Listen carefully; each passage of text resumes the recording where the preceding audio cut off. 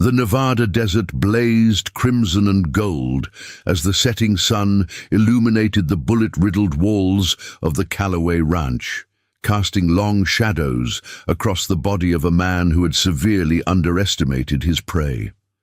Sophia Callaway stood amid the dusty yard of her ranch, the twin Sig Sauer pistols still warm in her hands, watching the last vehicle of the retreating outlaws disappear in a cloud of desert dust.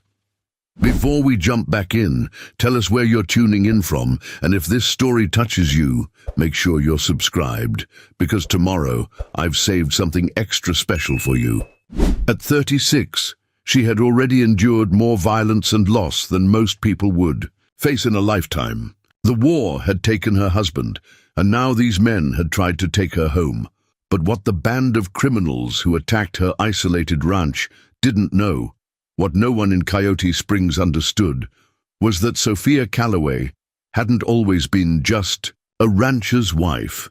She had once been Captain Sophia Reynolds, Special Forces combat medic and close-quarters combat instructor, one of the most decorated female operators in her unit's history. The pistols that hung at her sides weren't just for show. They were extensions of her being, tools she had mastered through thousands of hours of training and real-world application in some of the most dangerous places on Earth. Coyote Springs, sprawled across the high desert landscape of northern Nevada, its scattered ranches and small-town center dwarfed by the towering Sierra Nevada mountains to the west. Miles of sagebrush stretched between properties, creating an isolation that most residents cherished. Summer was giving way to fall, the punishing heat gradually yielding to crisp mornings and cool evenings as Sophia surveyed what remained of her front porch, splintered by gunfire during the attack. The raid had come just after dawn. 5 riders, roaring up her long drive on dirt bikes and ATVs, firing wildly into the air and demanding she vacate the property immediately. They claimed to represent Desert Vista Development Corporation, saying her land was now theirs and she had 24 hours to clear out. They'd thought her an easy mark, a widow alone on 200 acres of increasingly valuable land. Their mistake had cost one man a bullet in his shoulder today, but Sophia knew this was just the opening move in a dangerous game. Ms. Callaway, the voice, belonged to Miguel Reyes, a 17-year-old from town who helped around the ranch when school was out. He came running from the direction of the barn, his lean face flushed with exertion. "Sheriff's coming. Saw his cruiser turn onto your road, about 2 miles back." Sophia nodded, her weathered face betraying nothing of the tactical assessments running through her mind. She holstered her pistols beneath her worn denim jacket. Miguel didn't question why the quiet widow suddenly carried military-grade weapons, or why she hadn't seemed frightened when armed men threatened her life. The boy was observant but discreet, a quality Sophia deeply appreciated. Sheriff Doug Harmon arrived in a cloud of dust, his department SUV bouncing over the rutted drive. He was a heavy-set man whose once powerful build had softened with age and a fondness for the beer served at the Dusty Boot, Coyote Springs' only bar. He stepped from his vehicle with a grimace, adjusting his gun belt as he surveyed the bullet holes peppering Sophia's ranch house. "Hell of a situation, Sophia," he said, removing his sunglasses. "Miguel's father called it in. Any idea who'd be stupid enough to shoot up your place in broad daylight?" Sophia studied the sheriff carefully. Doug Harmon had been cordial to her since she'd moved to the ranch with her husband Ryan 6 years ago, but after Ryan's death in Afghanistan 2 years back, the sheriff's demeanor had subtly shifted. His condolences had quickly turned to suggestions that she sell the struggling ranch and move somewhere more suitable for a woman alone. "They said they represented Desert Vista Development," she replied evenly. 5 men on off-road vehicles. They fired into my house, told me the land was theirs now and that I had 24 hours to clear out. One was wounded when they left. Something flickered across Harmon's face, surprise perhaps, or concern. Sophia noted the reaction, another data point to analyze later. "Wounded?" he asked carefully. "You shot one of them. After they fired into my home and threatened my life, Sophia stated flatly. I keep a rifle for predators, Sheriff. Sometimes those predators walk on two legs, the sheriff wrote in his notebook, avoiding her eyes. Desert Vista, you said? That new resort developer buying land around the valley? I can't imagine a legitimate business using those tactics. One of the ranch hands who had come with the sheriff stepped forward, Elena Vasquez, whose family ran the local grocery. Unlike the sheriff, Elena met Sophia's gaze directly. They've been buying up properties all through the valley, Sophia. She said, folks who refuse their offers have been having incidents. The Martinez place had a mysterious fire last month right after they declined an offer from Desert Vista. Sheriff Harmon shot Elena a warning look, but the woman stood her ground. She deserves to know what she's up against, Doug. I'm simply suggesting, the sheriff said, his tone indicating that a woman alone might be better off taking the money, that your ranch is going to be worth a lot less once the resort decides on a different location for their golf course.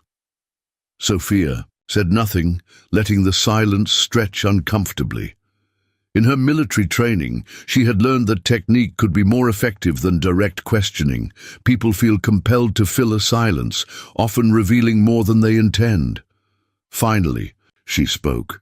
Ryan believed this land was worth fighting for, Sheriff. I won't dishonor his memory by abandoning it at the first sign of trouble. Harmon sighed, clearly having expected this response. At least consider letting me post a deputy out here for a few days. These developers usually back off when they see law enforcement involved. That won't be necessary, Sophia interrupted. Miguel and my other hands can keep watch. What Sophia didn't mention was that she needed no protection. 8 years in Special Forces, 2 years running the ranch alone after Ryan's death. These were merely the most recent chapters of her life. Few in Coyote Springs knew anything about the first 34 years, when she was Sophia Reynolds, the daughter of a Marine Corps drill instructor who had taught her to shoot before she could drive, a combat medic who had saved dozens of lives under heavy fire, and a close-quarters combat specialist who had trained hundreds of operators in lethal efficiency. After the men left, Sophia walked the boundaries of her property as the day's light faded. The 200-acre ranch sat at the convergence of 2 seasonal streams that formed a year-round water source in this arid region, precisely why Desert Vista wanted it so badly.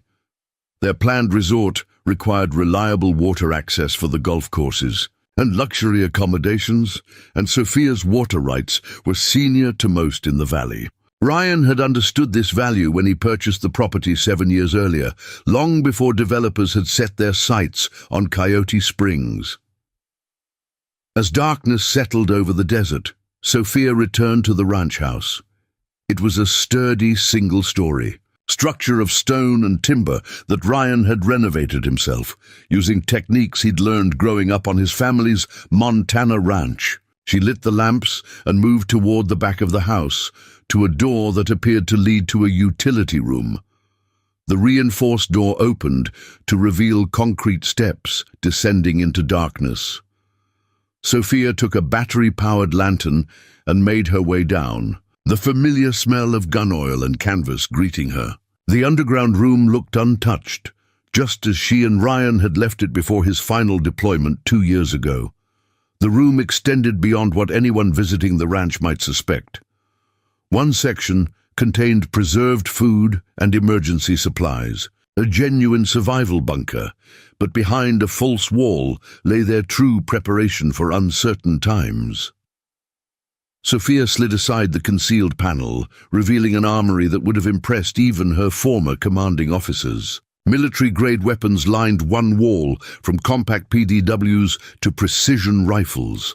A glass-fronted cabinet held an assortment of handguns, pistols, revolvers, and specialty firearms designed for concealment. Cases of ammunition were neatly arranged on shelves alongside medical supplies, tactical gear, and communications equipment. But it wasn't the weapons themselves that made this collection remarkable. It was the meticulous preparation behind it. Preparing and narrating this story took us a lot of time, so if you are enjoying it, subscribe to our channel. It means a lot to us now. Back to the story. Ryan Calloway had been more than a rancher. He had been a special forces operator specializing in unconventional warfare. After multiple combat deployments and the physical toll they had taken, he had sought a quieter life. The ranch represented their shared dream of peace, but they had prepared for all contingencies. Beside the weapons stood a bookcase containing volumes on tactical operations, wilderness survival, battlefield medicine, and counterinsurgency techniques. Interspersed among these were journals, dozens of them, filled with Ryan's notes on security preparations, tactical scenarios, and defense plans specifically tailored to their property. Sophia pulled one from the shelf, opening it to a page. Marked with a fabric bookmark, the diagram showed fields of fire from various defensive positions around the ranch house, with notes on cover, concealment, and response options. Ryan's precise handwriting detailed different scenarios and appropriate reactions based on threat levels. Sophia ran her fingers over the page, remembering the evening spent with him at the kitchen table, developing these plans together. Her medical expertise complementing his tactical knowledge. They had been partners in every sense, their military backgrounds creating a shared language and understanding that most couples never experienced. Desert Vista couldn't have known about this room, about the preparations it contained. They saw only a widow struggling to maintain a ranch, not a woman who had treated horrific combat wounds while under enemy fire, not someone who had qualified. Expert on every weapon system available to special operations personnel, not an operator who had moved undetected through hostile territory on missions that would never appear in any public record. Sophia replaced the journal and moved to a trunk. In the corner, the biometric lock opened with her fingerprint, revealing the past she rarely acknowledged. Inside lay her own legacy. The custom medical kit she had carried through 3 combat tours, the sidearm that had saved her life more than once, and a folded document she hadn't looked at in years. She opened it carefully, revealing a faded citation bearing the seal of the United States Army, a Silver Star commendation for valor under fire during a mission gone wrong in a country never officially acknowledged. Ryan had received the same award for that operation. It was where they had first met, in the chaotic aftermath of an ambush that had left half their team wounded. Sophia refolded the citation and placed it back in the trunk. She had honored his desire for a peaceful life, keeping her own combat skills sharp but private during their marriage. Even after his death, she had maintained the pretense of being simply a rancher's widow, revealing nothing of her capabilities or past. That pretense ended today. From the trunk, she withdrew a satellite phone that couldn't be tracked through conventional means. The development company's brazen attack required a response, but she needed information first. A quick series of text messages to former colleagues, still in the intelligence community, would start the process. By morning, she would know exactly who was behind Desert Vista development, what resources they commanded, and where their vulnerabilities lay. Sophia closed the trunk and stood, her decision made. She would not be driven from her land, not by threats, not by violence, not by men who thought a woman alone would be easily intimidated. Desert Vista and whoever was acting on their behalf were about to learn a costly lesson about underestimating their opponent. As she prepared for what would come next, Sophia's training took over, pushing aside emotion in favor of methodical planning. The attackers had made a critical error today. They had revealed their willingness to use violence while underestimating her capability to respond in kind. That tactical mistake gave her the advantage of surprise for her next move. She selected additional equipment from the hidden room. A compact night vision monocular, a tactical communication set with encrypted channels, and extra magazines for the Sig Sauer pistols already on her hips. Each item was checked with practiced precision, her movements automatic after years of preparation for missions where equipment failure meant death. As she worked, Sophia considered her next steps. The men who attacked today would return, perhaps as soon as tomorrow, expecting to find her cowed and ready to surrender her property. Instead, they would face a woman prepared to defend what was hers, with all the skill and determination that had kept her alive through 3 combat tours. But simple defense wasn't enough. She needed to understand who exactly she was fighting, how high up the corporate chain the corruption extended, and who in Coyote Springs might be complicit. Sheriff Harmon's reaction had been telling, his quick dismissal of corporate involvement suspicious. There were others in town whose loyalties might be divided, the mayor who spoke constantly of the economic boost the resort would bring, the bank manager who had recently declined to extend her operating loan, despite years of timely payments. Sophia needed information, and for that, she needed allies. Elena Vasquez had shown courage in speaking up about the Martinez fire. Miguel Reyes was young but loyal and observant. And there were others in the valley who had refused to sell, who might join together if someone took the lead. A noise from outside interrupted her thoughts, the distinctive sound of an approaching vehicle, its engine cut before reaching the house, a sign someone was attempting a stealthy approach. Sophia extinguished the lantern and moved silently up the cellar stairs, retrieving a loaded shotgun from beside the door before peering through a specially designed viewing port. The moon had risen, casting enough light to reveal a familiar truck, parked at the edge of her property line. A figure emerged, Jack Wilson, who owned the neighboring cattle operation to the south. At 58, Wilson was a widower himself, his wife having succumbed to cancer 3 winters prior. He had grown children in Reno who rarely visited. Sophia had always found him to be fair in his dealings, if somewhat gruff and distant. She opened the door before he could knock, the shotgun held casually but visibly at her side. Wilson removed his weather-beaten hat. "Evening, Mrs. Calloway. Hope I'm not disturbing you at this hour." "What brings you by, Mr. Wilson?" Sophia asked, not inviting him in but not turning him away either. "Heard about the trouble today," he said, his expression grim. "My foreman and I were checking fence lines when we heard the shooting. Wanted you to know we're keeping an eye out. Had some trouble ourselves last month. Someone cut our irrigation lines, drained our main stock pond overnight." Sophia studied him, weighing his words against what she knew of the man. "The Development Corporation made you an offer too, I take it?" Wilson nodded. 3 times now, each one higher than the last. My family's worked this land for 60 years. My wife is buried on the hill behind the house, not interested in selling at any price." He paused, seeming to debate whether to continue. "There's others who feel the same. Elena Vasquez, of course, the Rodriguez place west of town. Old man, Jenkins up on the plateau." "A coalition of the unwilling," Sophia said, a slight smile touching her lips. "Something like that." Wilson shifted his weight, clearly uncomfortable with extended conversation. "Just wanted you to know you're not alone. In this, Mrs. Calloway, whatever's coming. Well, neighbors out here need to stand together." After Wilson left, Sophia remained on the porch, considering this new development. Allies were forming naturally, drawn together by a common threat. But alliance required trust, and trust required honesty. Sooner or later she would need to reveal her true capabilities to those who stood with her.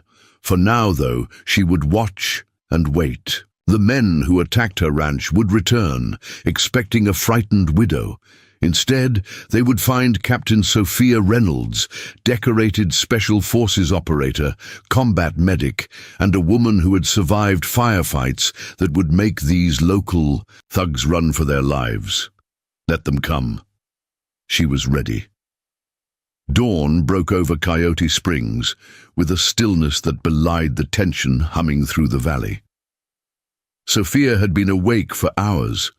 falling easily into the rhythm of her military days when sleep was a luxury grabbed in small, efficient increments. She moved through a series of stretching exercises that had kept her field-ready through years of deployment, muscles remembering patterns her conscious mind rarely acknowledged anymore. The ranch appeared peaceful in the golden light, but subtle. Changes would have been apparent to a trained observer. Key approaches to the house now featured nearly invisible tripwires connected to simple alert systems. Strategic positions around the property held cached supplies, water, ammunition, medical kits, placed during her pre-dawn preparations. The casual observer would see nothing unusual, but Sophia had transformed her ranch into a defensive position that would make her former commanding officer proud. Miguel arrived just as the sun cleared the eastern mountains, his battered pickup. Raising dust along the access road, Sophia watched through high-powered binoculars as he stopped at the cattle gate, following the new protocol she'd established via text message the night before. 3 short honks, pause, 1 long. The recognition signal confirmed it was him, not someone using his vehicle under duress. "Morning, Miss Calloway," he called as he approached the house, eyeing the freshly patched bullet holes in the siding. "Brought some supplies from my father's hardware store. He said to put it on your account, wouldn't take no for an answer." Sophia smiled slightly at this show of community support. "Your father's a good man, Miguel. Thank him for me." The boy nodded, then hesitated, his eyes drawn to something he'd never noticed before: the way Sophia moved. Yesterday's violence had changed something subtle but fundamental in her bearing. The quiet, reserved widow had been replaced by someone who scanned horizons automatically, who positioned herself with clear sightlines to all approaches, whose hands never strayed, far from the weapons now openly carried on her hips. "Ms. Calloway," he began carefully, "my cousin Javier serves in the army. When he comes home on leave, he moves like you do now. Were you—" Instead of answering directly, Sophia pointed to the toolbox Miguel had brought. "How much do you know about perimeter security, Miguel?" The boy blinked at the unexpected question. "Not much, ma'am. Just what my uncle taught me for keeping coyotes away from the chickens." "Come with me," she said, leading him not toward the damaged sections of the house, but toward a small storage shed near the barn. "There's something you should see." She unlocked the shed with a key from her pocket, then pressed her thumb against what appeared to be a rusty nail head, but was actually a disguised biometric scanner. A section of the concrete floor slid aside, revealing a steep staircase descending into darkness. "This stays between us," she said, fixing Miguel with a steady gaze. "Ryan and I valued our privacy, and I've maintained that since his passing. But circumstances have changed." Miguel nodded solemnly. "Yes, ma'am. Not a word to anyone." Sophia led him down the stairs, motion-activated lights illuminating a space that made the boy freeze in astonishment. Unlike the defensive bunker beneath the house, this underground room was an advanced command center. One wall featured topographical maps of the entire valley, with key terrain features marked. Another held computer monitors displaying feeds from camouflaged cameras positioned around the property. A communications array that would have looked at home in a military installation occupied a corner workstation. "Your cousin Javier was right to notice something familiar in how I move," Sophia said, activating the systems with practiced efficiency. "Before I was Sophia Calloway, I was Captain Sophia Reynolds, Special Forces combat medic and close quarters combat instructor. Ryan and I met during a deployment that went sideways. We were both operators in units that officially didn't exist, conducting missions that officially never happened." Miguel's eyes widened as he took in both the room and this revelation. "Like secret military stuff, the kind that doesn't make it into briefings or newspapers," Sophia confirmed. She tapped a keyboard, bringing the security monitors to life. Each showed different approaches to the ranch, with heat-sensing capability and motion detection analytics running in real time. Ryan built this command center when we first moved here. Most of our neighbors thought we were just renovating an old storage cellar. But why? Why here in Coyote Springs? Miguel asked, struggling to reconcile the quiet widow with this revelation. Sophia's expression softened momentarily. We'd seen enough of the world's trouble spots. After Ryan's third Purple Heart, we wanted somewhere quiet, somewhere we could heal. The official story was that he was retiring from the military with honors. The reality was more complicated. She pulled up a digital file on one of the monitors. It showed a classified military document with most details redacted, but Miguel could make out Operation Kingfisher and Ryan Calloway's name among the heavily censored text. Our last mission went wrong in ways I can't discuss. Ryan saved the team, but took shrapnel that military doctors said would leave him with chronic pain for life. We came here to start over, to find peace. Her voice hardened. What Desert Vista doesn't understand is that they're not just trying to take a ranch from a widow.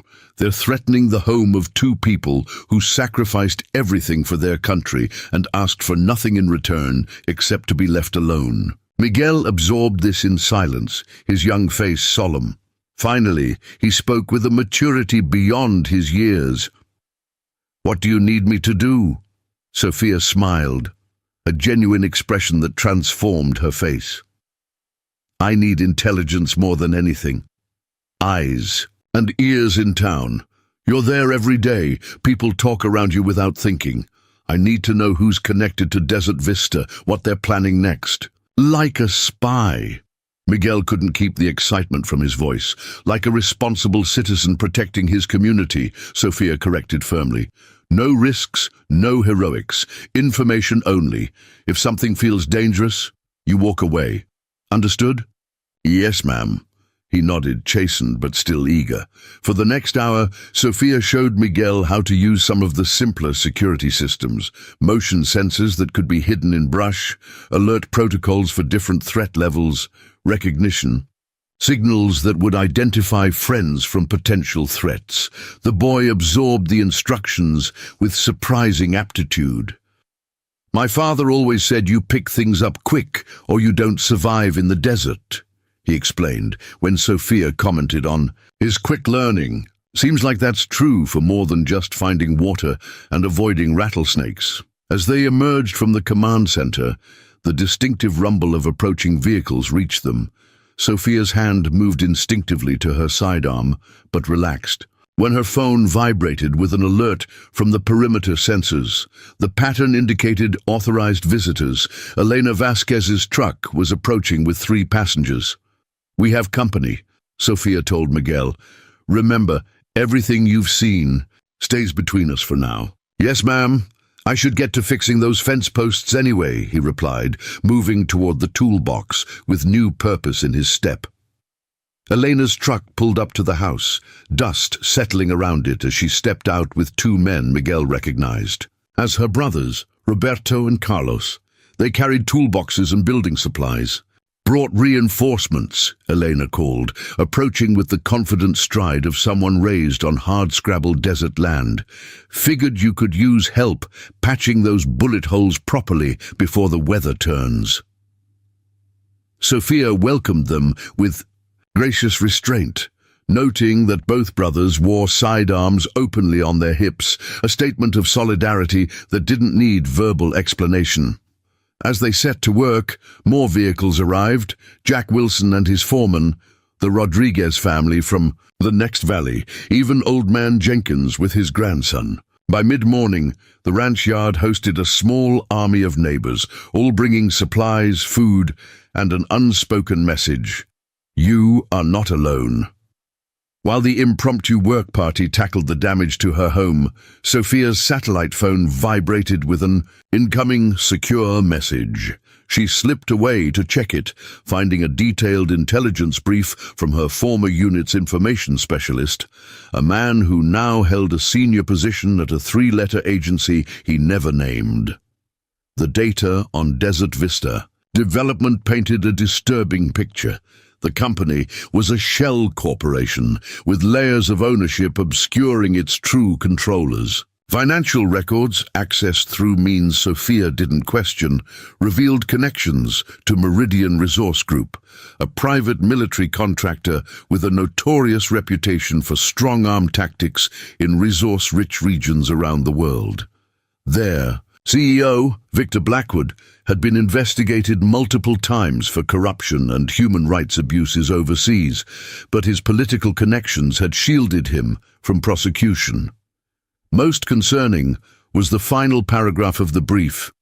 Meridian had recently hired several former operators with questionable service records, names Sophia recognized from whispered warnings within the special operations community, men who had been quietly separated from service after incidents in combat zones that crossed lines even in the moral gray areas of unconventional warfare. These weren't simple corporate thugs. They were trained killers who had once worn the same uniform she had. As Sophia processed this information, Elena approached, wiping dust from her hands. "You look like you've seen a ghost," she said, her directness another trait Sophia appreciated. "Just realizing what we're up against," Sophia replied carefully. "Desert Vista isn't what it appears to be." Eleanor glanced around to ensure they weren't overheard. "Sheriff Harmon's been meeting with some suits at the Desert Mirage Hotel every Tuesday night for the past month. Goes in the back entrance, stays for exactly 90 minutes. Sophia filed this intelligence away. "Any idea who he's meeting with?" "Cousin cleans rooms there. Says one of them introduced himself as Victor when she accidentally entered during their meeting. Tall, expensive suit, East Coast accent, scar along his jawline. Victor Blackwood," Sophia confirmed, putting pieces together. "CEO of Meridian Resource Group, the real power behind Desert Vista." Elena's expression darkened. "Meridian? The mercenary outfit? My brother-in-law served in Iraq. Said those Meridian contractors were worse than the insurgents. No rules of engagement, no accountability." "The same," Sophia said.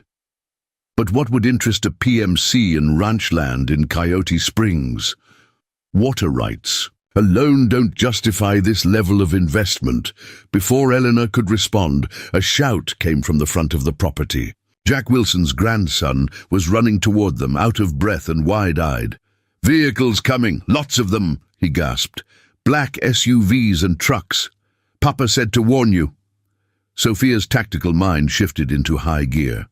"How many? How far out?" 8, maybe 10. Just turned onto the main access road. 10 minutes, maybe less." Sophia locked eyes with Elena. "Get everyone inside the barn. There's a root cellar behind the north wall. Everyone stays there until I give the all clear. No arguments." 2. "Her credit?" Elena asked no questions, immediately moving to gather the neighbors with quiet urgency. Sophia turned to Miguel, who stood nearby, his young face set with determination. "Remember the alert protocol we discussed?" she asked. He nodded. "Red alert, shelter position. I'll make sure everyone stays put." "Good man," Sophia said, placing a hand briefly on his shoulder. "No heroics, remember? These aren't the same men as yesterday." As Miguel helped Elena evacuate everyone to the shelter, Sophia returned to the house, moving with the focused efficiency that had once been as natural as breathing. Within minutes, she had changed into tactical clothing, desert camouflage pants, a moisture-wicking combat shirt, and lightweight boots. From the armory beneath the house, she selected weapons with careful consideration. Her primary sidearms remained the Sig Sauers, but she added a compact PDW, a personal defense weapon that split the difference between submachine gun and carbine. Finally, she activated the ranch's advanced security system from a hidden panel in the kitchen.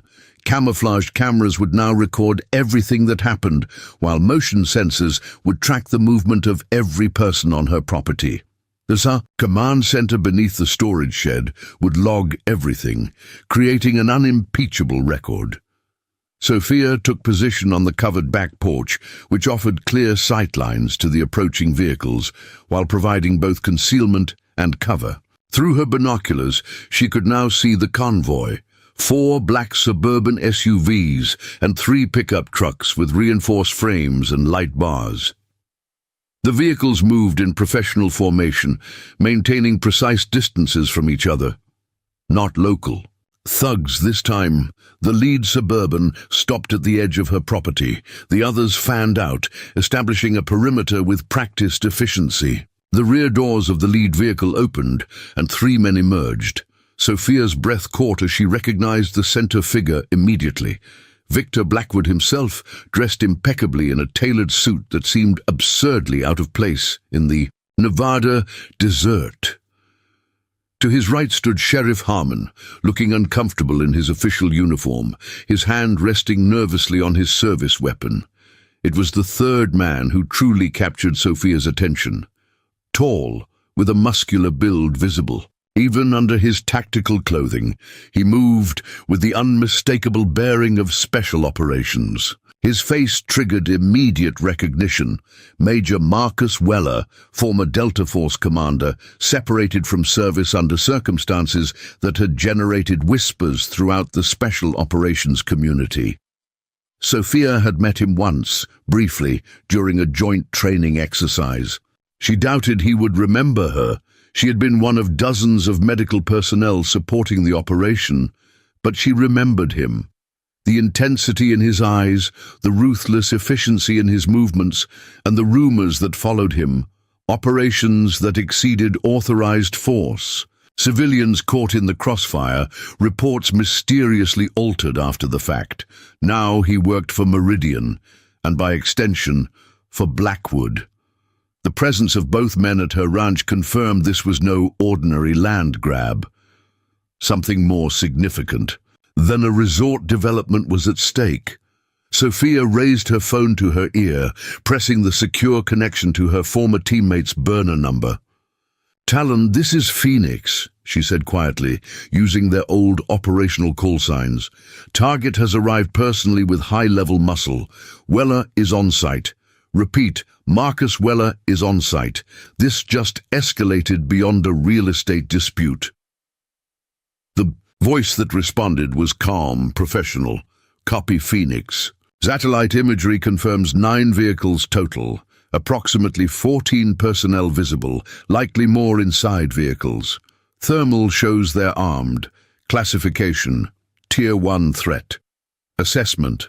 Meridian doesn't deploy personnel of Weller's caliber. For property intimidation, something else is in play, sending you updated intelligence. Satellite will maintain coverage of your position for the next 72 hours. Understood. Phoenix out." Sophia ended the call, her mind processing the implications of Blackwood and Weller's presence. Whatever lay beneath her land was valuable. Enough to bring the CEO of a billion-dollar private military company to her doorstep personally. As the 3 men approached her house, flanked by 4 operators in tactical gear who established security positions with professional precision, Sophia made her decision. This was not the moment for confrontation, but for intelligence gathering. She holstered her weapons, straightened her clothing, and stepped onto the front porch just as they reached the bottom of her steps. The shock on Sheriff Harmon's face at her transformed appearance was almost comical. Gone was the grieving widow in ranch clothes, replaced by someone whose bearing and attire screamed military professional. But it was the flash of recognition in Weller's eyes that confirmed Sophia's suspicions. He knew exactly who she was, which meant this visit wasn't a coincidence or a standard intimidation tactic. They had come specifically because of who owned this land, not just for the property itself. "Mrs. Calloway," Victor Blackwood called. "Up," his voice cultured and smooth. "I believe we have matters of mutual interest to discuss. May we come inside?" Sophia leaned against the porch railing, her posture deliberately casual. while allowing quick access to her concealed sidearm. "I make it a policy not to invite armed men into my home, Mr. Blackwood, especially when they arrive unannounced with private security forces." Blackwood's smile tightened fractionally, the only indication that he was surprised by her recognition. "You have me at a disadvantage. One of many," Sophia replied coolly. "But then, I'm sure Major Weller has already briefed you on exactly who owns this ranch. That's why you're here in person, instead of sending more local muscle." Weller's expression remained professionally neutral, but a muscle twitched in his jaw, confirmation that her assessment was correct. "Captain Reynolds," he acknowledged with a slight nod, "your reputation precedes you." "As does yours, Major," she responded, emphasizing his former rank. "Though I believe it's just Mr. now, isn't it? After Kandahar." The reference to the classified operation that had ended his military career hit its mark. Weller's eyes narrowed dangerously, but Blackwood smoothly stepped forward before he could respond. "It seems we can dispense with pretenses," the CEO said. "Desert Vista Development, through its parent company Meridian Resource Group, would like to acquire your property. We're prepared to offer $10 million, significantly above market value for a struggling cattle ranch." Sophia didn't bother masking her surprise at the figure. It was exponentially higher than what neighbors had been offered. "That's quite a sum for water rights and grazing land, Mr. Blackwood. Almost makes me wonder what you think is beneath my soil that justifies such generosity." Blackwood's smile never reached his eyes. "The future of Coyote Springs as a premier resort destination, Mrs. Calloway. Nothing more mysterious than that." Sophia let the obvious lie hang in the air. "And if I'm not interested in selling, regardless of price," Sheriff Harmon stepped forward, clearing his throat nervously. "Sophia, be reasonable. This kind of opportunity doesn't come along twice. Think about what Ryan would want." "Don't," Sophia cut him off, her voice dropping to a dangerous register that made the sheriff physically step back. "Don't presume to speak for my husband, Doug." Blackwood's expression remained pleasant, but his tone hardened. "Captain Reynolds or Mrs. Calloway, if you prefer. I'm a businessman above all else. I appreciate direct negotiation. The offer stands for 48 hours. After that, I'm afraid market forces may reduce your property's value considerably." "Market forces," Sophia echoed with a cold smile. "Is that what you call the men who shot up my house yesterday? Or the ones who cut Jack Wilson's irrigation lines? Or perhaps the accidental fire at the Martinez place?" "Regrettable incidents," Blackwood replied smoothly. "The kind that sometimes occur when communities resist progress. But I assure you, Desert Vista Development operates entirely within the law." "Does it?" Sophia asked. "I wonder what the Nevada Gaming Commission would think about Meridian's involvement in local real estate. Or perhaps the Pentagon might be interested in how many former special operators with questionable discharges are now on your payroll, operating on American soil." For the first time, Blackwood's composure slipped slightly. Beside him, Weller's hand drifted subtly toward the weapon concealed beneath his jacket. Sophia didn't move, but her awareness heightened, calculating angles, distances, response options if the situation deteriorated. The security team had subtly adjusted their positions, creating interlocking fields of fire, professional, dangerous. 48 hours, Mrs. Calloway, Blackwood repeated, recovering his poise. "I suggest you use them wisely." He turned to leave, then paused. "Oh, and those neighbors you've hidden in your barn. They might benefit from similar consideration of their options. Progress is inevitable. The only question is whether you profit from it or are destroyed by it." As they returned to their vehicles, Sophia remained motionless on the porch, watching until the last dust cloud disappeared down her access road. Only then did she allow herself to exhale fully, the tension in her muscles releasing incrementally. Whatever secret lay beneath her land, it was worth millions to Meridian Resources. and they had shown their hand by bringing Blackwood and Weller in person. The game had changed fundamentally. This was no longer about defending her ranch from local intimidation. It was about uncovering what made her property valuable enough to deploy former special operators against an American citizen on American soil. She needed to know what lay beneath the Callaway Ranch, and she needed to discover it before Blackwood's 48-hour deadline expired. Twilight painted the Nevada mountains purple as Sophia gathered her unexpected allies in the barn.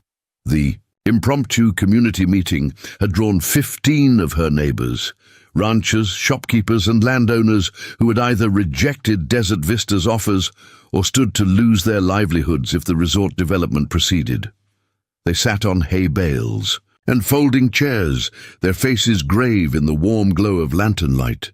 "I appreciate all of you coming," Sophia began, standing before a large topographical map of Coyote Springs Valley she'd pinned to the barn wall. "And I appreciate the support you've shown today. But what's happening goes beyond neighborly troubles, and you all deserve to know exactly what you're facing." She explained what she'd learned about Desert Vista being a shell company for Meridian Resource Group, watching their faces shift from concern to alarm. "My God," Elena's father, Roberto Vasquez, muttered. "Meridian, the same outfit that was accused of shooting those protesters in Nigeria?" "The very same," Sophia confirmed. "And they've brought in high-level operatives, former military with specialized training." Jack Wilson leaned forward on his hay bale. "No offense, Sophia, but how exactly do you know all this? You sound more like military intelligence than a rancher's widow." The moment of truth had arrived. Sophia took a deep breath. "Because that's exactly what I was," she said quietly. "Captain Sophia Reynolds, Special Forces, attached to classified operations for 8 years before I met Ryan. He was Delta Force. We came here looking for peace after our last deployment." A stunned silence fell over the barn. "Well, I'll be damned," Wilson finally said, a slow smile spreading across his weathered face. "Ryan always did say there was more to you than met the eye." Elena's brother Carlos leaned forward. "So what are we up against? Why would mercenaries want our land badly enough to threaten us? This can't just be about a resort." "That's what we need to find out," Sophia replied, moving to the map. "Whatever it is, it's valuable enough that Blackwood himself showed up with a $10 million offer for my property today." A collective gasp ran through the group. "10 million?" Jack Wilson whistled low. "He only offered me 2 for twice the acreage." "Exactly," Sophia said. "Something's on my land they want badly, something worth far more than water rights." Miguel, who had been quiet until now, raised his hand tentatively. "My uncle works for the Bureau of Land Management. Last year, he mentioned some geological survey teams spent weeks in the canyon, south of your property, Ms. Callaway. Said they were very secretive, wouldn't talk about what they were looking for." "That canyon runs right under the eastern edge of my property," Sophia noted, tracing the formation on the map. "What else do you know about this survey team?" "Just that they weren't government, private contractors, had heavy equipment, ground-penetrating radar." Roberto Vasquez cleared his throat. 3 years ago, there was talk about rare earth minerals in the basin. The county commissioner shut down all discussion of it at town meetings." "The same commissioner who just built that new mansion outside town?" Elena asked pointedly. Pieces were beginning to connect. Sophia circled a section of the map encompassing her property and portions of Wilson's and the Martinez land. "If there are valuable minerals under our properties, that would explain Meridian's interest. Resource acquisition is their specialty. Worldwide, usually in places with fewer legal protections than the United States." "So what do we do?" asked Maria Rodriguez, whose family owned the local market. "We can't fight mercenaries." Sophia's expression hardened. "Actually, Fighting people like this is exactly what I was trained to do. But this isn't about violence, it's about leverage. If they're operating illegally or unethically, exposure is what they fear most. She turned to the group, her military woe bearing now fully evident. We have 48 hours before Blackwood escalates. In that time, we need 3 things. First, concrete evidence of what they're after. Second, documentation of their illegal tactics. And third, a security plan for everyone in this room. Jack Wilson stood, his weathered face resolute. My boys, and I know every inch of this valley, will help with surveillance. My cousin works at the county records office, Elena offered. She can check for any unusual land surveys or mineral rights applications. One by one, the neighbors offered resources, skills and information. The Rodriguez brothers, who had military experience, volunteered for security details. The owner of the local hardware store promised supplies. Even old Jenkins, who rarely spoke at town meetings, offered his property's fire lookout tower as an observation post. As the meeting continued, Sophia felt a surge of pride. These weren't trained operators, but they were resilient, resourceful people who knew their land and community. Against corporate mercenaries, that local knowledge might be their greatest advantage. One more thing, she said, as the meeting concluded. Everyone needs to be reachable at all times. Miguel's father has agreed to distribute these. She held up a small black case containing encrypted two-way radios. Secure communications, military grade. My husband stockpiled equipment. He always said it was better to have it and not need it. The group dispersed as darkness fell completely, each with assignments and a renewed sense of purpose. Only Jack Wilson remained behind, studying the map. Thoughtfully, your husband, he said quietly. He chose this property specifically, didn't he? Not just for the water rights or the view. Sophia paused, considering how much to reveal. Ryan was thorough in his research.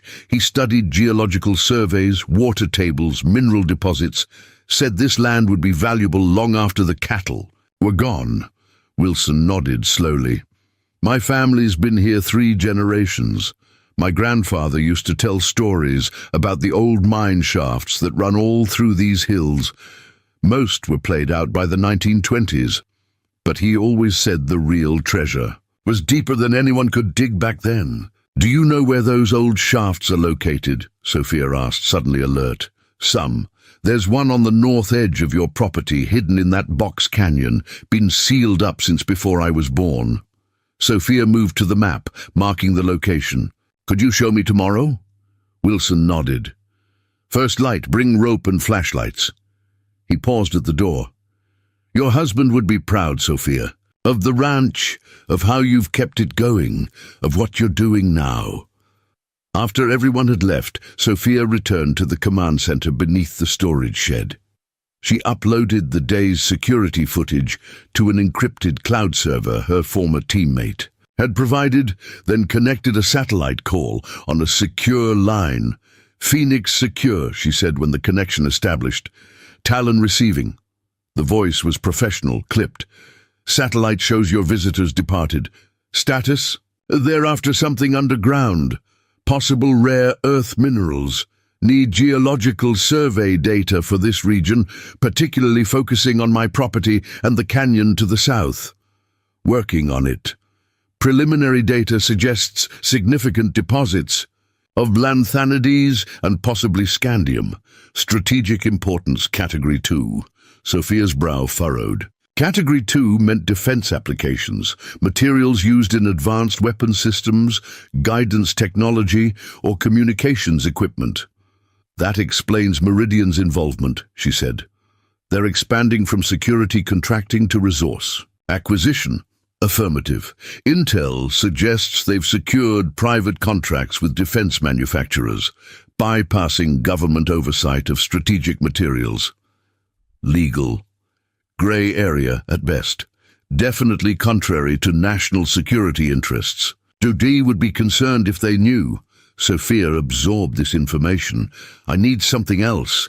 Background check on a former operator, Marcus Weller. Delta Force, discharged approximately 3 years ago. A pause. That's classified territory. He's working for Meridian now, leading their team here. A longer pause. I'll see what I can do. Anything else? Satellite coverage of the canyon south of my property. Heat signatures, ground penetration if possible. I think they've already started preliminary work. Uploading what we have now. Full analysis in 6 hours. Copy that. Phoenix out.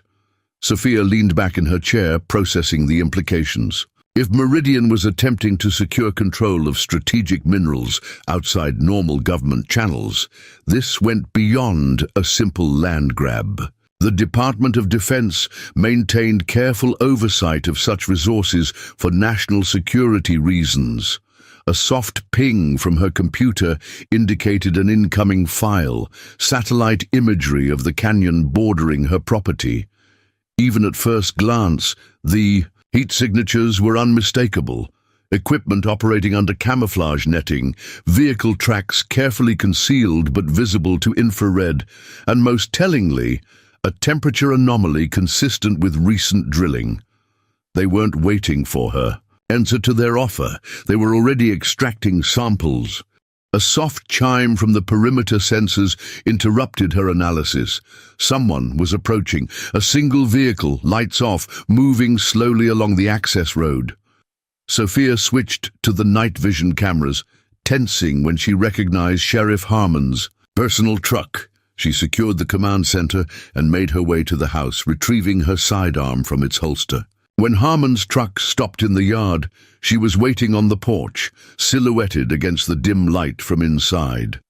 "Little late for a social call, Doug," she called out as he approached, hands conspicuously visible. "This isn't official business," he said, voice low. "Can we talk inside?" Sophia considered him for a moment, then nodded toward the barn. "Out there. House might be bugged after today's visit." In the barn, she gestured him to a seat and remained standing, her posture alert, but not overtly threatening. "I'm guessing you didn't tell Blackwood you were coming," she said. Harmon removed his hat, running fingers through thinning hair. "No, and he can't know I was here." He looked up at her, eyes haunted. "I'm in over my head, Sophia." "How deep?" "Started. Small.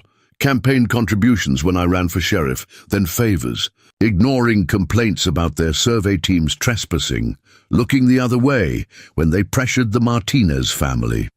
He swallowed hard. "I didn't ask questions when they said they needed easements through the valley. The money was good." "And then it wasn't just money," Sophia guessed. "Then it was photos, recordings, leverage."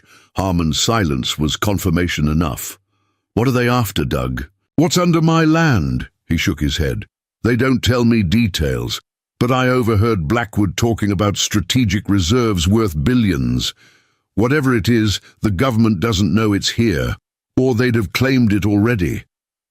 And now they're bringing in mercenaries with military backgrounds, armed men threatening American citizens on American soil." Sophia's voice hardened. "That crosses a line, Doug. That's not looking the other way at a survey team. That's conspiracy against national security interests."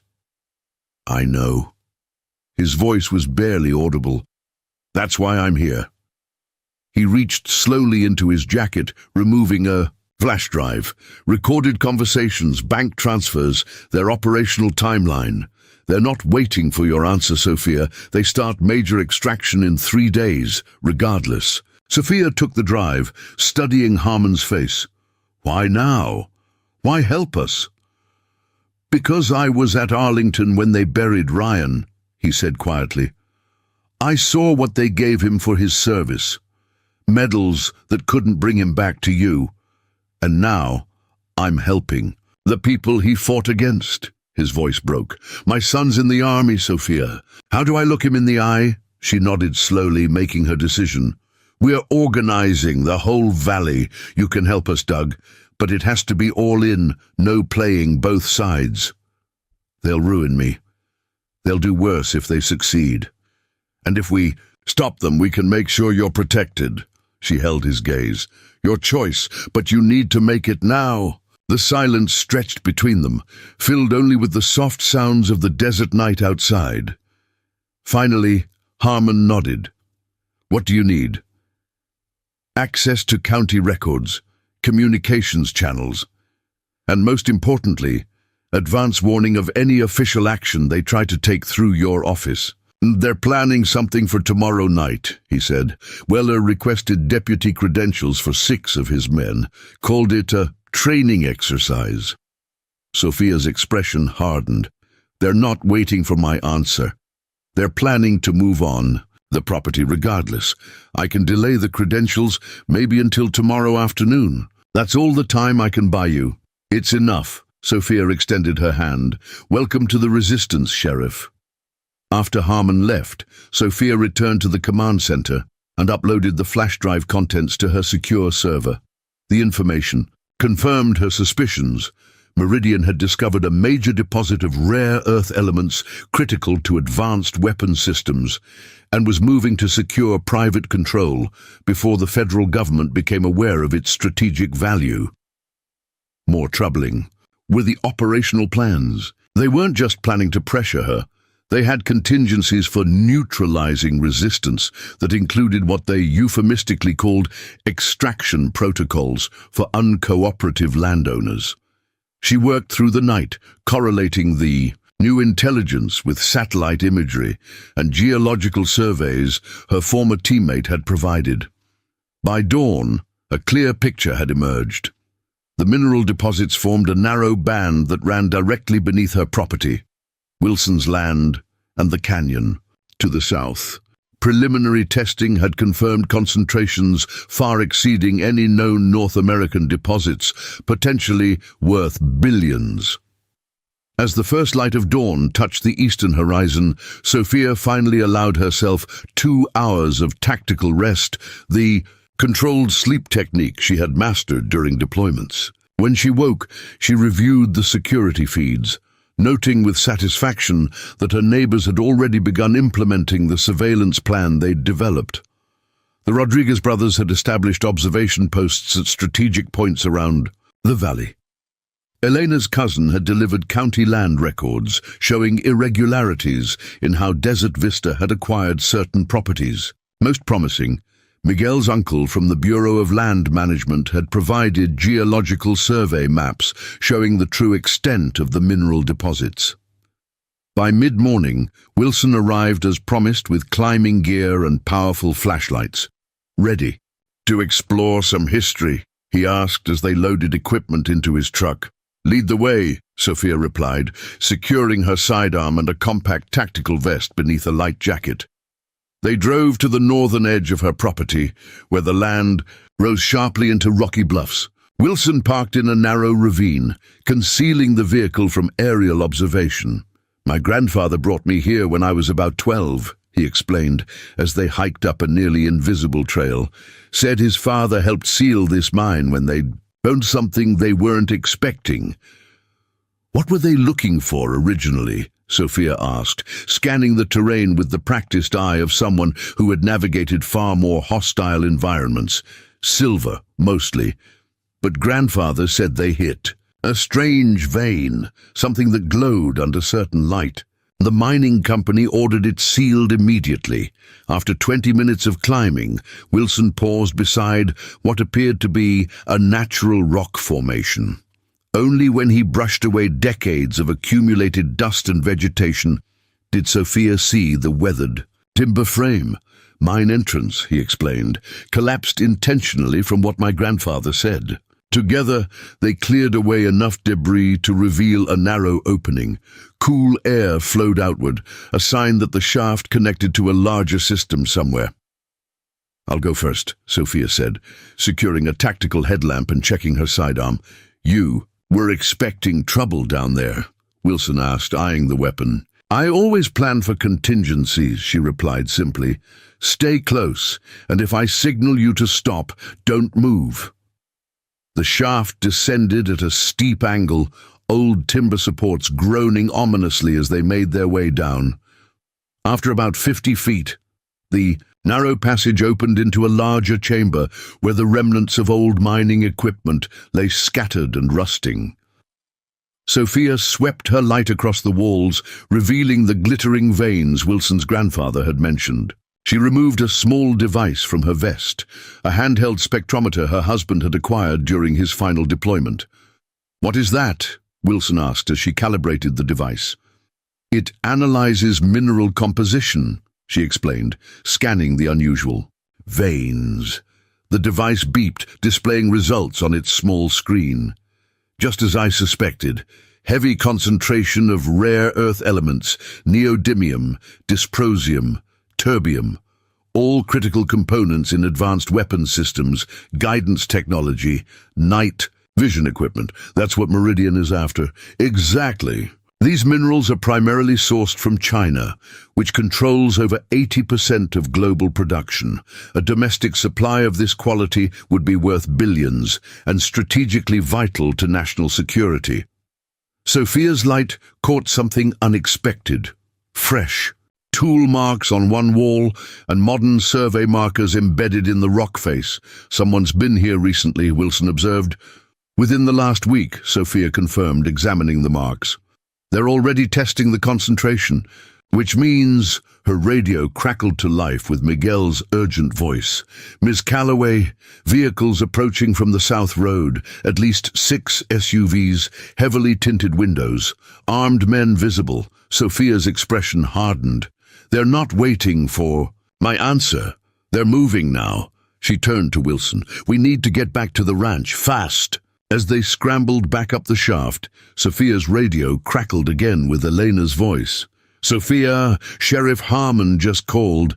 Meridian's men received emergency deputy credentials 20 minutes ago. They're coming with official sanction." Blackwood must have overruled Harmon, Sophia said grimly as they emerged into the sunlight. "He couldn't delay them as long as he promised."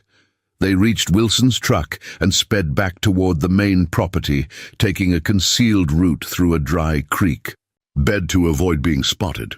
"What's the plan?" Wilson asked, expertly navigating the rough terrain. "Plan B," Sophia replied, keying her radio to broadcast on all frequencies. "All units, this is Phoenix. Meridian forces approaching with false authority. Implement protocol. Echo immediately. I repeat, protocol echo, acknowledge." One by one, her improvised network of neighbors responded, confirming they were enacting the contingency plan they had developed the previous night. As they approached the ranch, Sophia could see the convoy of black SUVs already turning onto her. Access road, dust billowing behind them. "Get to your position," she told Wilson as they reached the barn. "And remember, no engagement unless absolutely necessary for self-defense. This is about documentation, not confrontation." Wilson nodded grimly and headed for his assigned observation post as Sophia entered her command center. The monitors showed Meridian's tactical team deploying in a professional perimeter around her property. At least 12 men in tactical gear, carrying what appeared to be standard law enforcement weapons, but moving with the precision of military training. Marcus Weller led them, directing the operation with hand signals that Sophia recognized from her own training. At the edge of the property, Sheriff Harmon stood by his vehicle, his body language communicating clear discomfort with the situation. Sophia activated her satellite uplink, ensuring that everything was being recorded and transmitted in real time to secure servers beyond Meridian's reach. Then she opened a secure connection. "Talon, this is Phoenix. Meridian forces on site with falsified law enforcement credentials, implementing countermeasures now. Confirm you're receiving video feed." "Confirmed, Phoenix. DoD and Bureau contacts. Standing by. Continue as planned." Sophia checked her weapons, then moved to position. The confrontation she had trained for her entire military career wasn't on some foreign battlefield. It was here, on American soil, defending not just her home, but potentially national security itself. As Weller's team approached her house in tactical formation, Sophia activated the ranch's defense protocol with a single command into her secure phone. Throughout the property, hidden cameras activated, recording every movement and word. Passive sensors tracked each armed individual. And most importantly, the encrypted data began streaming to multiple secure locations simultaneously, including directly to contacts at the Department of Defense and the FBI. Whatever happened in the next hour would be witnessed, recorded and preserved beyond Meridian's ability to cover up. She stepped onto her porch, hands deliberately visible and empty, as Weller approached with 4 armed men. "Marcus," she greeted him calmly. "I see you've abandoned the pretense of negotiation." Weller's expression remained professionally neutral. "Mrs. Calloway, we have a warrant to search these premises for evidence of illegal weapons stockpiling and paramilitary activity." He held up an official-looking document. "Sheriff, Harmon has deputized my security team to assist in this operation." "Convenient timing," Sophia replied, making no move to take the paper, "especially since your CEO gave me 48 hours to consider his offer yesterday." "This is unrelated to any business discussions," Weller stated flatly, though his eyes showed he knew she wasn't fooled. "Is it?" Sophia's voice carried across the yard, where she knew multiple recording devices were capturing every word. "Or is Meridian Resource Group attempting to seize private property containing strategic mineral deposits before the federal government becomes aware of their existence?" The slight widening of Weller's eyes confirmed her shot in the dark had hit home. "I don't know what you're talking about," he said carefully. "We have lawful authority to search these premises. With falsified warrants, using private military contractors illegally posing as law enforcement." Sophia smiled thinly. "Interesting approach, Major. I wonder how the Department of Defense would view a former Delta operator participating in what amounts to an armed invasion of American soil for foreign interests." Weller's expression hardened. "You're making serious accusations without evidence, Mrs. Calloway." "Am I?" Sophia held up her phone, displaying a live satellite feed of the property, with each of Weller's men tagged and identified. "Every word of this conversation, every movement of your team, is being recorded and transmitted in real time to multiple secure locations, including to active contacts at DoD and the Bureau."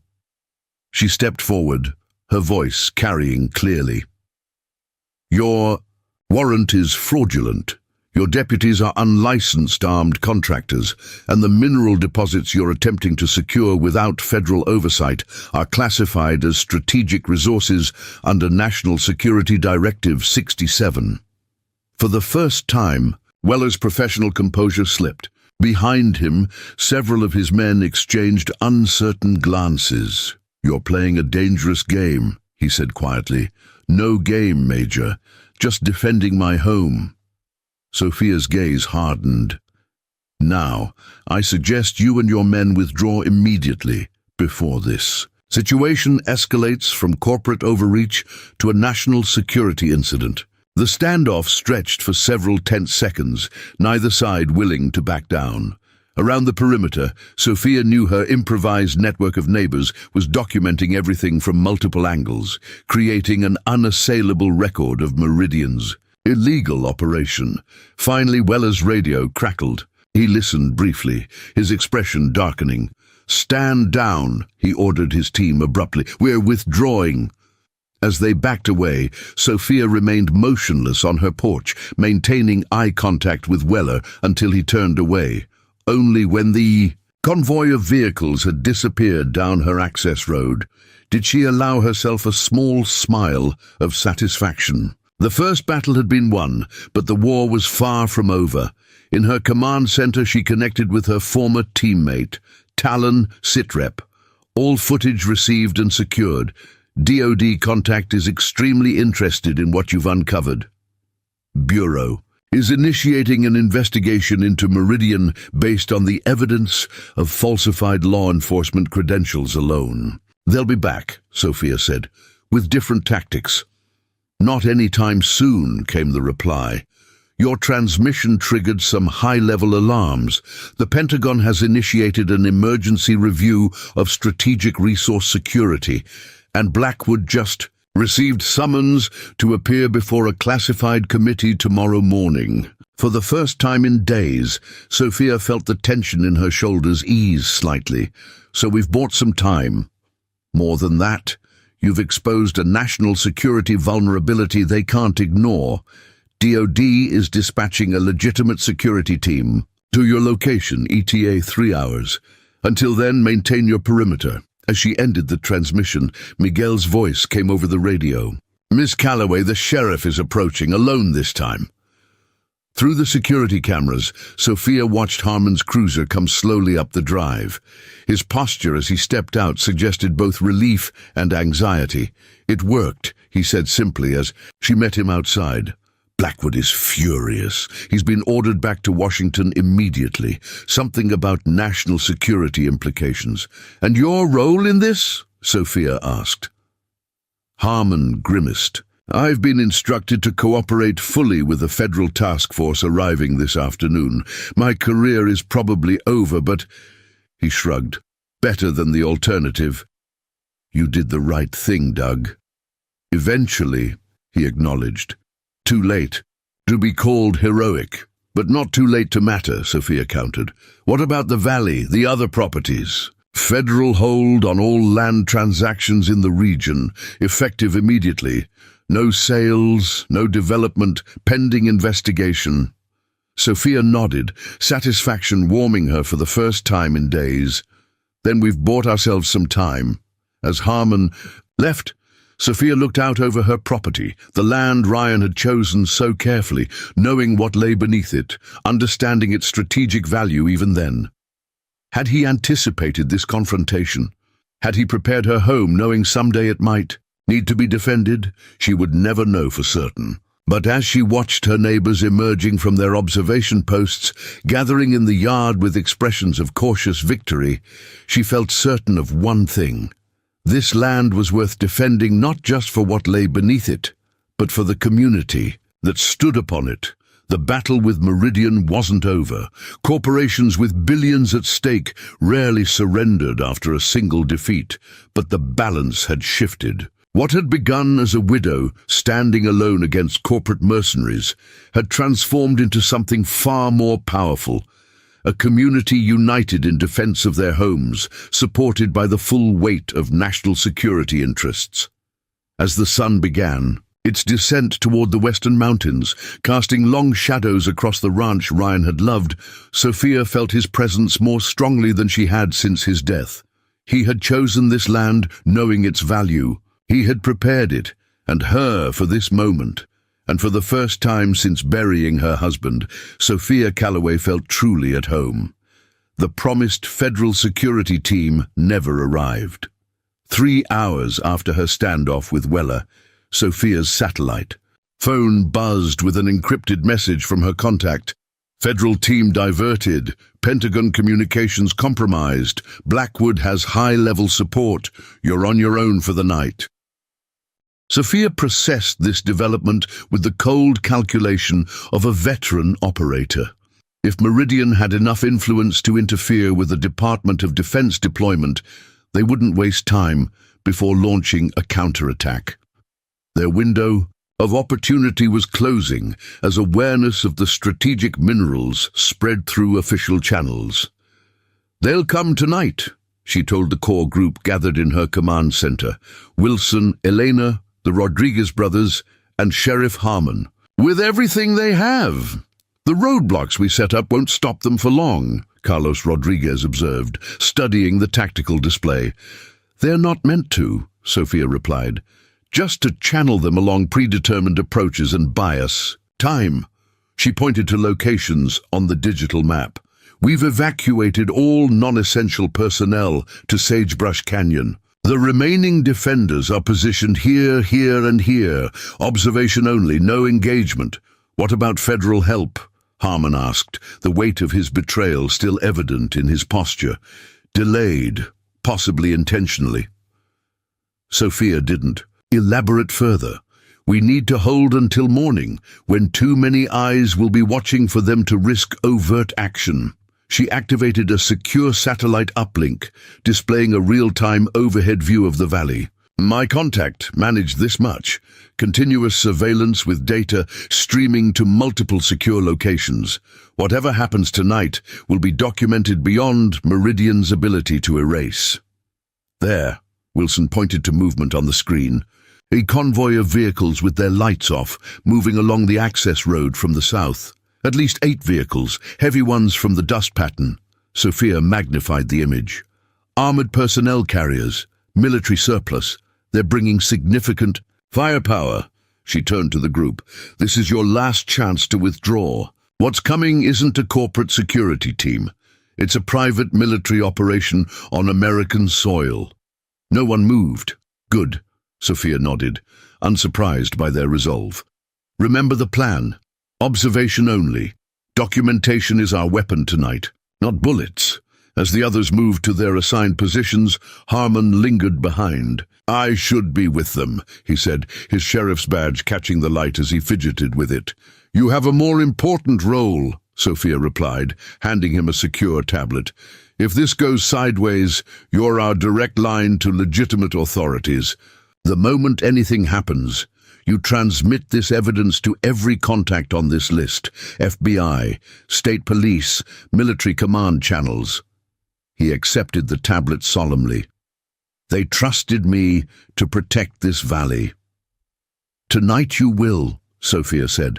Simply, after he departed to his secure location, Sophia completed her preparations. She dressed in full tactical gear, lightweight body armor beneath desert camouflage, combat boots, and a communications headset linked to her improvised network of defenders. Her weapons were selected with deliberate care. Primary sidearms, a compact PDW, and several non-lethal options, including flashbangs and smoke grenades. This wasn't about killing Meridian's operators. It was about surviving long enough for the weight of law and military authority to catch up with Blackwood's operation. From her command center, Sophia monitored the approaching force. They moved with professional precision, deploying in tactical formation around her property perimeter. She counted 24 operators, far more than during the previous confrontation, equipped with military-grade weapons and night vision. Leading them was not Weller this time, but Victor Blackwood himself, dressed incongruously in tactical gear over what appeared to be an expensive suit. The message was clear. This was important enough for the CEO to personally oversee. All stations, maintain position, maintain silence, Sophia instructed over the encrypted channel. Record everything, engage nothing.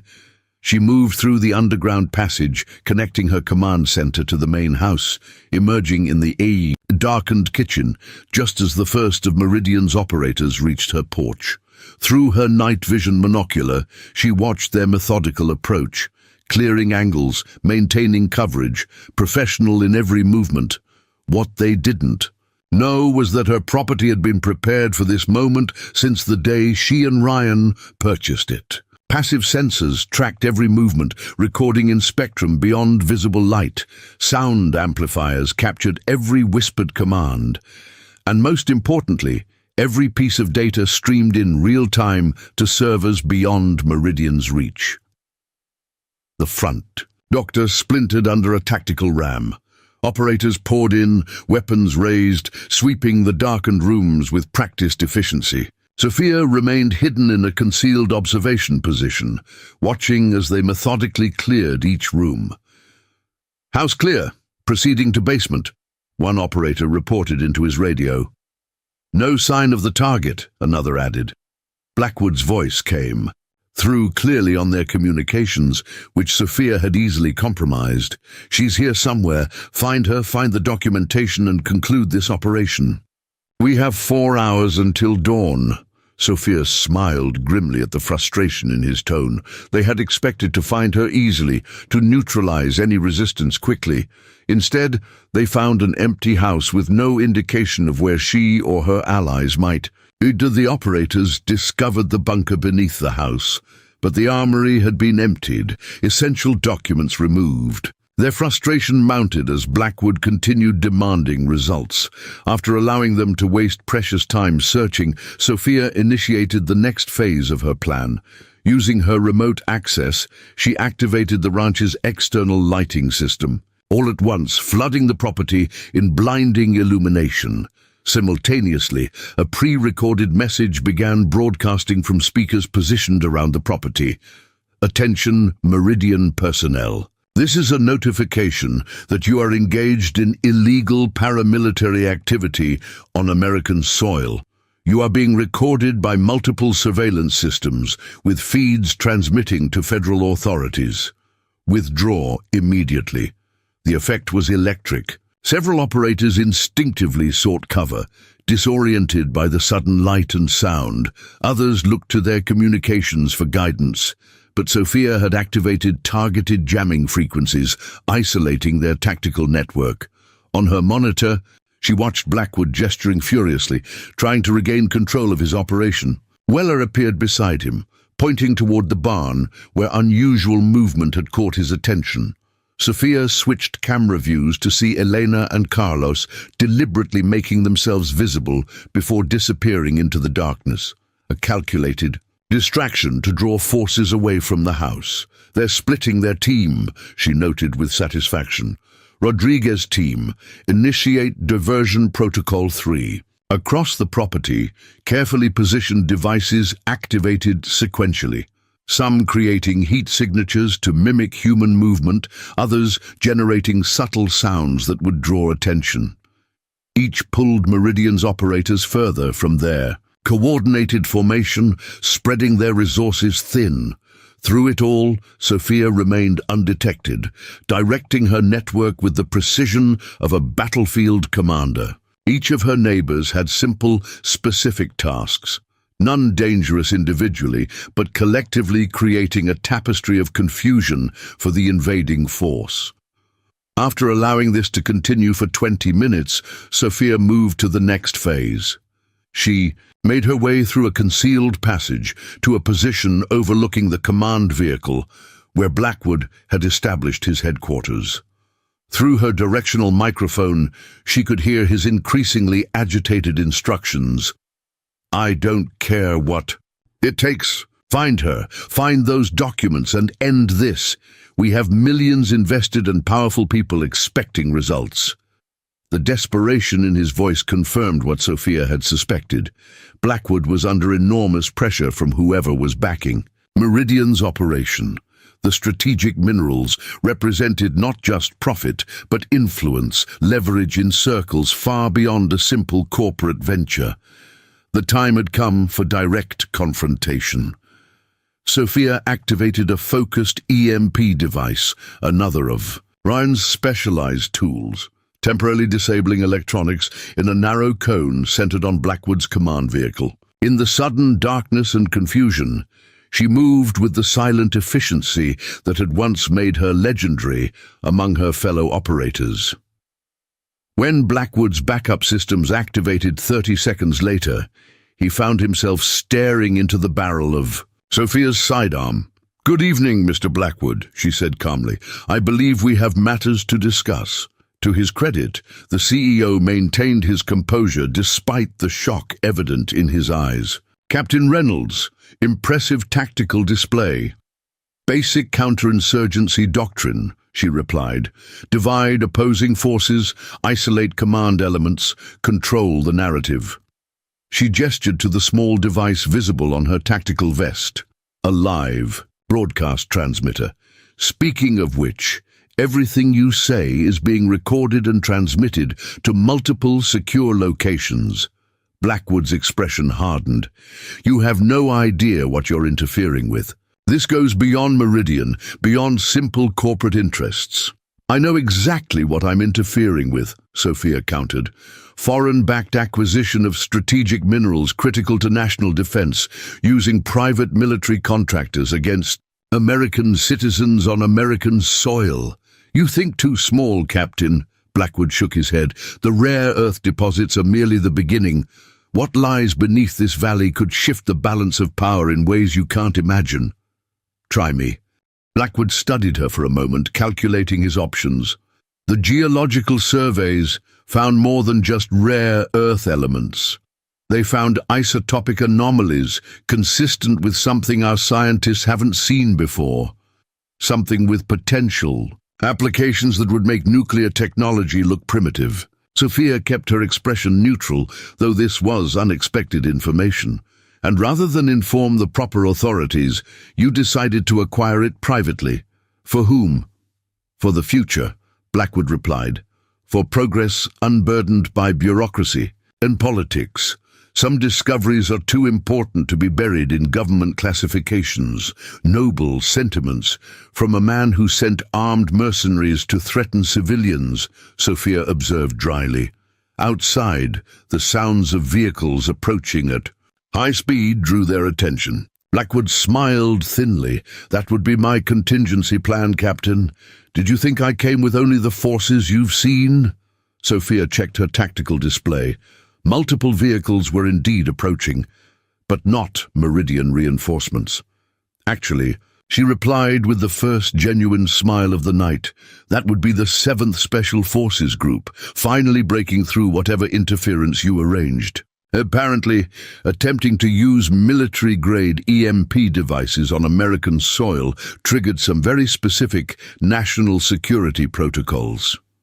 The color drained from Blackwood's face as he recognized the distinctive sound of military helicopters now visible. On the horizon, you've lost, Mr. Blackwood, Sophia continued. Whatever you hope to acquire here will now receive the full attention of agencies with significantly more resources than Meridian. The only question remaining is how cooperative you intend to be when explaining your actions to federal prosecutors. Before he could respond, the command vehicle door opened to reveal Marcus Weller, weapon raised, only to find himself facing not just Sophia, but Sheriff Harmon and Jack Wilson, both with shotguns trained on him. "Stand down, Major," Sophia said quietly. "It's over." Weller's eyes darted between them, calculating odds with the precision of his training. Finally, seeing the approaching military vehicles, he slowly lowered his weapon. "Smart choice," Wilson commented, not lowering his shotgun. As military personnel secured the area, disarming and detaining Meridian's operators with efficient precision, Sophia maintained her position, weapon trained on Blackwood, until proper authorities took him into custody. A familiar figure approached, Colonel James Harrington, her former commanding officer, whom she hadn't seen since Ryan's funeral. "Captain Reynolds!" he greeted her formally, though his eyes held warmth and respect. "Or do you prefer Mrs. Calloway now?" "Either works, Colonel," she replied, finally holstering her weapon as military police secured Blackwood. "Though I wasn't expecting to see you personally. When we realized who was involved, certain protocols were activated," he explained. "Your husband's final mission? Let's just say it left some very high-level people owing him a debt that extended to you." Understanding dawned. Ryan's last deployment, the classified operation that had left him with career-ending injuries, must have involved something connected to what Blackwood had discovered beneath the valley. "The isotopic anomalies," she said quietly. "Ryan knew they were here." Harrington's expression confirmed her suspicion. "He chose this ranch very specifically, Sophia. When he couldn't protect this location himself anymore, he left it to me," she finished, "with everything I'd need to defend it." As dawn broke over the Nevada desert, painting the mountains gold and crimson, Sophia stood on her porch, watching. Military personnel process the detained Meridian operators. Her neighbors had emerged from their positions, gathering in small groups as federal agents took their statements. Elena approached, exhaustion and exhilaration mingling in her expression. "Is it really over?" she asked. Sophia nodded. "This phase, at least. There will be investigations, hearings, probably classified proceedings we'll never hear about. But Meridian's operation has been neutralized, and our homes safe," Sophia confirmed. Colonel Harrington assured me the Valley properties will remain with their rightful owners. Whatever lies beneath will be studied by appropriate authorities, with proper compensation for access rights. Miguel joined them, eyes wide with excitement, despite having been awake for over 24 hours. Miss Calloway, they're saying you single-handedly took down a private military company. Sophia smiled, resting a hand on his shoulder. No one does anything single-handedly, Miguel. This victory belongs to everyone who stood together when it mattered.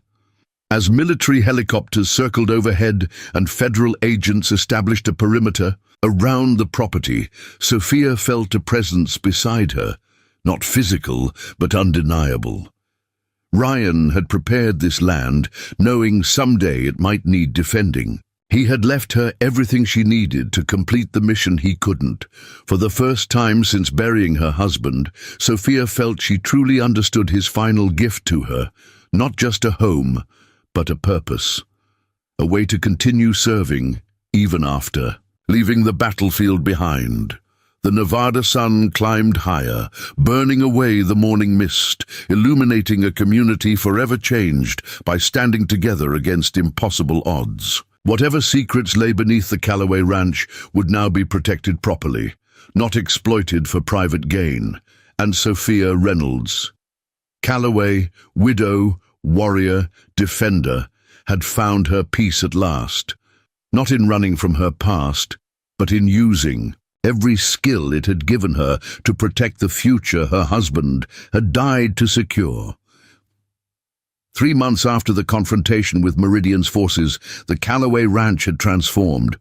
A discreet government research facility now operated on the far eastern edge of the property, its modern buildings standing in stark contrast to the weathered ranch structures. Military personnel maintained a subtle presence, their vehicles occasionally visible on the private access road that had been constructed to minimize disruption to Sophia's daily operations.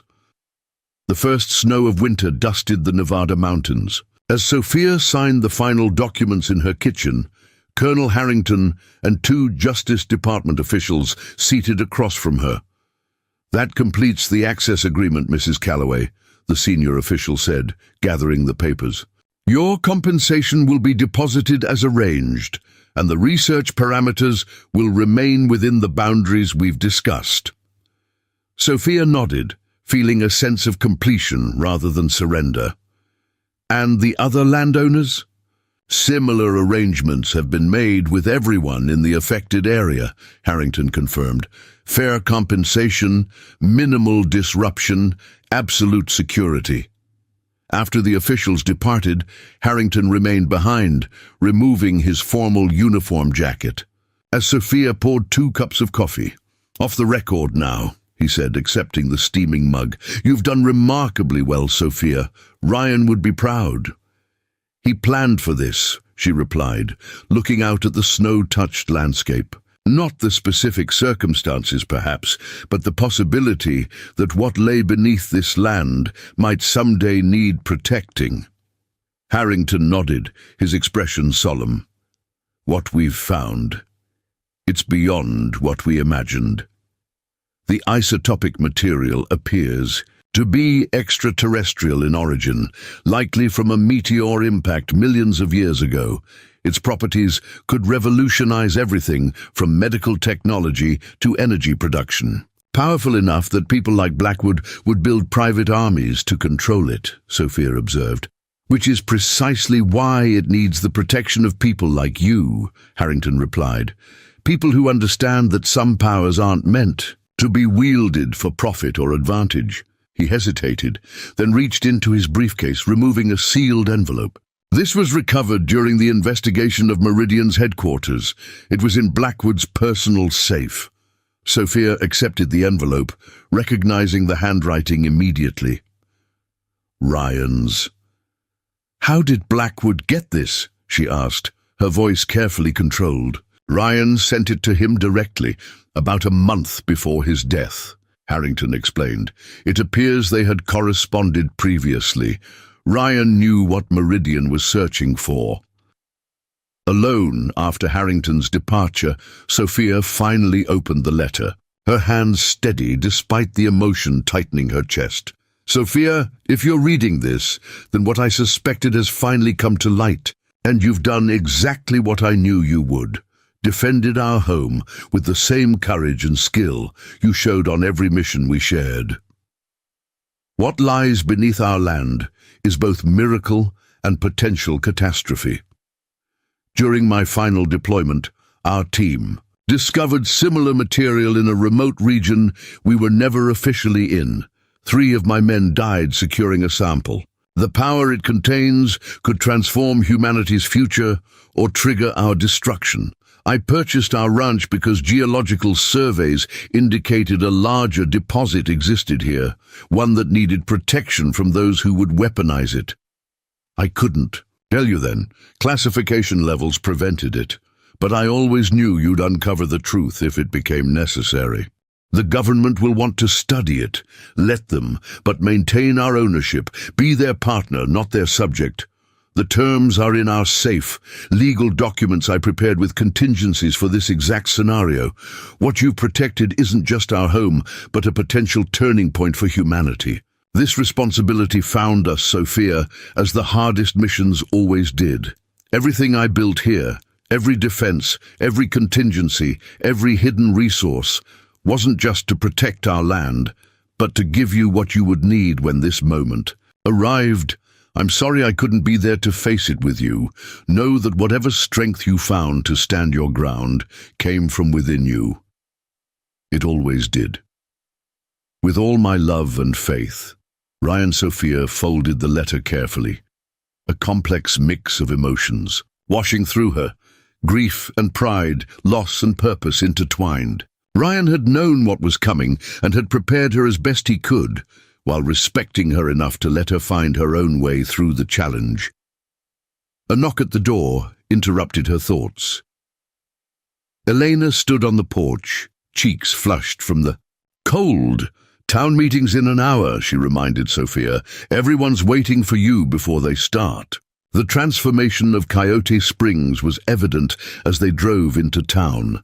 Construction crews worked on several new buildings, a modern medical clinic, expanded school facilities, and infrastructure improvements funded by the government as part of their compensation package to the community. The town hall was filled beyond capacity, residents packed shoulder to shoulder, as Mayor Jenkins, formerly Old Man Jenkins, until the previous mayor's resignation following revelations of his involvement with Meridian, called the meeting to order. "Before we get to regular business," he announced, "I'd like to invite Sophia Calloway to update us on the research facility progress." As Sophia walked to the podium, she felt the community's eyes upon her, not with suspicion or fear, but with respect earned through shared struggle. These were no longer just neighbors. They were allies who had stood together against overwhelming odds. "The facility is operational as of this week," she reported. 35 local residents have been hired for support positions, with training. Programs established for technical roles as they become available. Environmental monitoring confirms no adverse effects on groundwater or surrounding ecosystems. She paused, looking out at the faces that had become so familiar during their resistance against Meridian. "What we defended together isn't just valuable because of what it's worth," she continued. "It's valuable because of what it represents. The right of communities to determine their own futures, to protect their homes and heritage against those who see only profit where we see lives and legacies." Applause rippled through the hall, genuine and heartfelt. As Sophia returned to her seat, Miguel slipped into the chair beside her, now wearing the uniform of a sheriff's deputy. Harmon's department had undergone significant changes, with the young man among several new recruits, bringing fresh integrity to local law enforcement. "Found something at the old mine shaft you might want to see," he whispered as the meeting continued. "Looks like your husband left more surprises than we thought." Later that evening, they stood in the original mine shaft Wilson had shown her months earlier.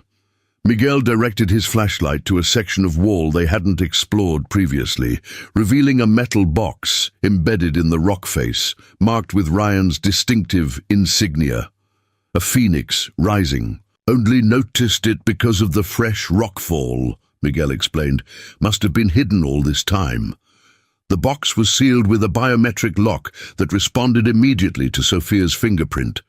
Inside lay a data drive and another sealed envelope. Back at her command center, the drive revealed detailed geological surveys of the entire valley, conducted secretly over years. Ryan had mapped not just the valuable deposits, but underground water systems, structural weaknesses, and potential environmental concerns. Everything needed to ensure the research proceeded safely. The second letter was briefer than the first. For when you've weathered the storm and need to plan for the future, the battle may be won, but the mission continues. These will help you protect not just what lies beneath, but what grows above. The land was always meant to nurture, not just contain. With every challenge you face, remember, you were always the strongest of us. Our winter deepened across the valley. As Sophia integrated Ryan's additional data with the government research team, establishing stricter environmental protections and community oversight mechanisms. The confrontation with Meridian had evolved into something neither side had anticipated, a partnership between government interests, scientific advancement, and local stewardship. On Christmas Eve, Sophia hosted a gathering at her ranch for those who had stood with her during the conflict. The Rodriguez family brought traditional foods, Elena's father played guitar, and Wilson's grandchildren ran excitedly through the house Ryan had built, their laughter a reminder of why the struggle had mattered. Standing on her porch as snow fell gently across the desert landscape that had become her battleground, and then her legacy, Sophia felt Ryan's presence more strongly than she had since losing him, not as a ghost or memory, but as a continuing force through the preparations he'd made, the community he'd chosen, and the purpose he'd helped her rediscover. The mysterious material beneath her land might change the world someday. The government facility might make discoveries beyond current imagination, but looking at the people gathered in her home, people who had risked everything to stand beside a widow they barely knew against overwhelming force, Sophia understood that the most valuable resource had never been underground at all. It had been the courage of ordinary people choosing to defend something greater than themselves. As midnight approached, Miguel joined her on the porch, offering a steaming mug of cider. "Do you think they'll come back?" he asked quietly. "Meridian or someone like them?" Sophia considered the question, looking out at the security systems now seamlessly integrated with her own defensive measures. Seen and unseen. Government and private, creating a protection far beyond what any corporate force could challenge. "Someone might try," she acknowledged. "Power attracts those who would abuse it, always has." "And if they do?" Miguel pressed. Sophia smiled, genuine warmth reaching her eyes, as she raised her mug in a small toast toward the starlit sky, where she felt Ryan watching. "Then they'll learn the same lesson as Blackwood," she replied, "that some legacies are built to endure, some land is meant to be defended, and some widows are anything but defenseless." The desert night wrapped around them, peaceful now but ever vigilant, much like the woman who had transformed from grieving widow to community guardian, carrying forward a mission larger than herself while honoring the love that had prepared her for this unexpected purpose. Not an ending but a continuation, not victory but stewardship, not just survival but legacy. Up next, you've got 2 more standout stories right on your screen. If this one hit the mark, you won't want to pass these up. Just click and check them out, and don't forget to subscribe and turn on the notification bell so you don't miss any upload from us.